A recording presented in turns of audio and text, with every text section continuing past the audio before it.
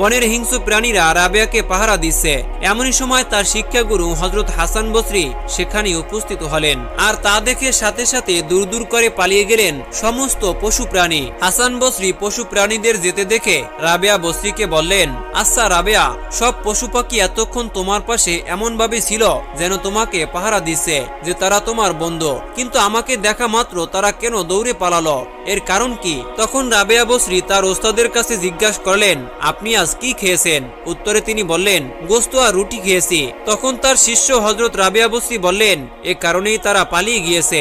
আপনি যাদের গোশত ভক্ষণ করেন তারা তো আপনাকে দেখে পালিয়ে যাবে। তিনি বললেন, হুজুর, অবাক হবার মতো এখানে কিছুই নেই, এ তো সামান্য ব্যাপার। রাবেয়া বসরির এমন জায়গায় আসা মোটেও সহজ কিছু ছিল না, এজন্য দিতে হয়েছে অনেক পরীক্ষা। কিভাবে তিনি আল্লাহর এতটা প্রিয় হলেন আসুন জেনে নেই। রাবেয়ার মা বাবা মারা যাওয়ার পরে তিনি এক মনিবের বাড়িতে কাজ করতেন।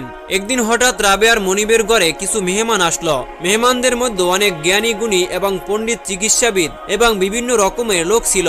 কিছুক্ষণ খাবার পরে একজন মেহমানের প্লেটে পড়ল একটি পাখি ডানার জোড়ার হার। তিনি হারটি হাতে তুলে জিজ্ঞাসা করলেন যে এই পাখি ডানার জোড়ার হারের সাথে মানুষের হাতের জোড়ার হারের সাথে কোনো মিল আছে কি? মেহমানের এই কথার জবাবে একজন প্রাণী তত্ত্ববিদ জবাব দিলেন যে মানুষের জোড়ার হার এবং পাখির জোড়ার হারে বেশ পার্থক্য রয়েছে। প্রথম ব্যক্তি বললেন, মোটেও পার্থক্য নেই। অপর আরেকজন ব্যক্তি বলল, আপনার হাত কেটে প্রমাণ দেখান, না হলে বিশ্বাস করি না। প্রাণী তত্ত্ববিদ বললেন, প্রমাণ দেখতে চাইলে আপনার নিজের হাতটাই কেটে দেখুন। নির্দয় নির্মম মনিব এইসব তর্ক বিতর্ক শুনে সমাধানের জন্য লক্ষ্য করে বললেন, আর তর্ক নয়, আপনাদের কারোই হাত কাটতে হবে না। রাবেয়ার প্রতি ইঙ্গিত করে বলল, আমার একটি দাসী আছে, ওর হাত কেটেই দেখুন, আপনাদের কার সিদ্ধান্ত সঠিক। মানুষ কত নির্মম হলে এমন একটি সামান্য তুচ্ছ জিনিসের জন্য এত বড়